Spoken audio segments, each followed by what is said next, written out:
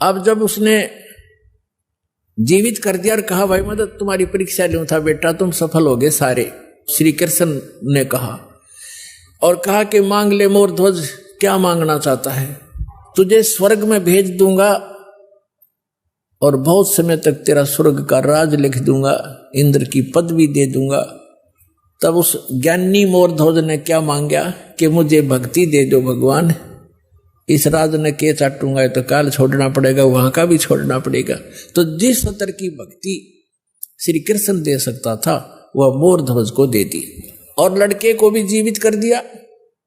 लेकिन जन्म मरण ना श्री कृष्ण का समाप्त, ना मोर ध्वज और ताम्र ध्वज का, ना उसकी पत्नी का समाप्त हो सकता।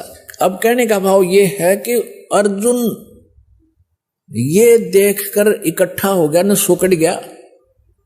जब श्री कृष्ण ने कहा कि अर्जुन आप डींग मारा करते कि मेरे जैसा कोई सेवक नहीं, तने सेवक तो देखे नहीं थे। जब अर्जुन ने कान पकड़ लिया, जी मैं तो घना निकम्मा आदमी था, मैं ये सोच बैठा था आज मेरी कति फड़क निकल गई, महापुरुष तो ऐसे होते हैं, मैं तो इनके चरणों की धूल भी नहीं।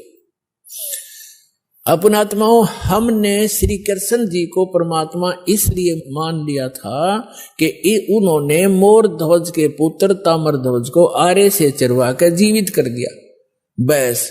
और यहां परमात्मा ने फिर बताया कबीर जी ने कि वो अभिमन्यु को जीवित क्यों नहीं कर सके, वो तुम्हारे समर्थ भगवान। उसका कारण भी बताया कि ये समर्थ नहीं है।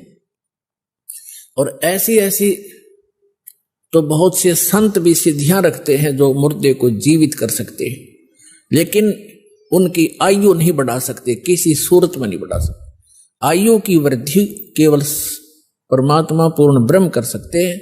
मासा घटे ना तल बधे, विदना लिखे जो लेख, और सच्चा सतगुरु मेट कर ऊपर मार दे मेघ। अब अर्जुन की फड़क निकालने के लिए उन्होंने ये लीला की, उधर से अपने भक्तों की परीक्षा भी करनी थी। इसी प्रकार इसकी समांतर एक उदाहरण है सम्मन सेव और नेकी का। कमाल के मन में यह अभिमान घर कर गया था कि मेरे जैसा सेवा करने वाला और मेरे जैसा वफादार सेवक इस संगत में नहीं है। और बहुत बार परमात्मा के सामने भी उसने ये मुंह खोल दिया था। तब परमेश्वर कबीर जी ने कहा कि भाई मैं भ्रमण के लिए निकलता हूं, मेरे साथ चलेगा कोई? तो कमाल ने कहा जी मैं तो आपके साथ चलूंगा, मेरे बगैर सेवा आपकी करेगा कौन? परमात्मा बोले चल।